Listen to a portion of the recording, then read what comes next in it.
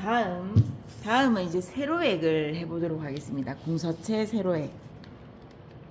궁서체 세로액은 처음에 우리 세로액 선긋기 했을 때 한번 볼까요? 위로 역입을 해서 그대로 놓고 하나, 둘, 셋 하고 이렇게 세웠었습니다. 근데 여기서 가장 중요한 거는 제가 가로 세로 할 때 말씀을 안 드렸는데 이제 말씀을 꼭 드려야 됩니다.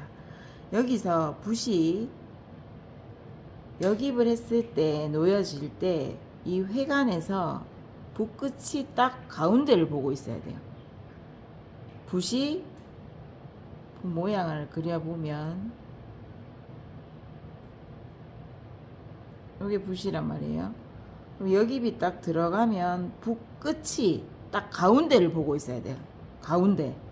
붓이 이렇게 삐딱하게 간다거나 이렇게 옆으로 가면은 안 됩니다. 항상 붓 끝이 가운데를 보고 있는 것을 중봉이라 합니다. 가운데 중에 칼날 봉자를 써서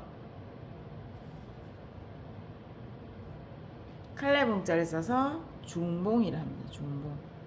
중봉은 붓 끝이 가운데에 놓여져서 칼날같이 화선지를 가운데를 뚫는다 해서 중봉입니다. 중봉. 그래서 붓 끝이 가운데에 있는 것을 꼭 지켜주셔서 연습을 해주셔야 되고, 자, 그러면 이제 우리는 다시 궁서체 세로액을 연습을 해보도록 하겠습니다. 어떻게 해야 하냐면, 궁서체는 왜 궁서체냐 하면은 옛 조선시대 궁녀들이 궁에서 썼던 글씨입니다. 그래서 궁서체라는 이름을 짓게 되었는데, 궁서체의 세로액을 보면 이렇게 꺾어져 있어요. 한번 보실게요. 자, 역입을 45도로 역입해서 서서히 놓고 붙어 있는 상태에서 그대로 세로로 내려갑니다. 쭉 내려오다가 멈추지 않고 미리 생각해서 조금씩 붓끝을 끌고 가면서 붓끝이 끝만 남도록 끌고 가면서 끝만 남으면 붓끝을 뽑아 주시면 됩니다. 요게 이제 일반적으로 이렇게 쓰고, 조금 더 꺾어서 쓰려고 하면은 조금 더 고개를 숙여도 돼요. 요렇게 해서 끌고 가면서 조금씩 붓끝을 모아서 세워서 빼주셔야 됩니다. 그래서 궁녀들이 고개를 어떻게 뻣뻣하게 들고 있지 않죠. 고개를 숙이고 있는 궁녀들의 모습을 빗대어 나왔다고 해서 궁서체고요. 그래서 궁서체의 세로액은 우리가 궁녀들이 고개를 숙이고 있는 모양처럼 더 꺾어서 쓰시면은 더 예쁘게 쓸 수가 있습니다.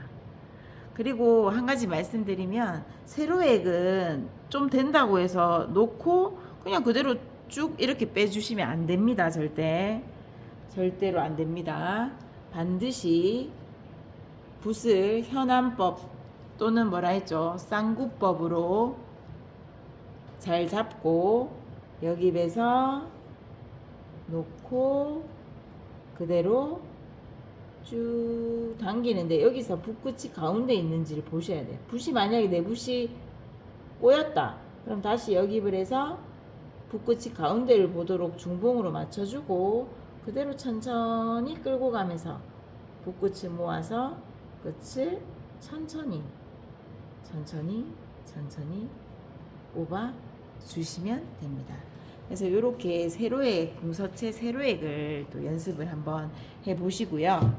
그래서 오늘 이 시간에는 사실 서예 도구와 이름과 붓 잡는 방법, 자세에 대해서 확실히 좀 익혀주셔야 되고, 그리고 가로 세로 선 긋기만 잘해도 오늘 수업은 완벽하다고 볼 수 있습니다.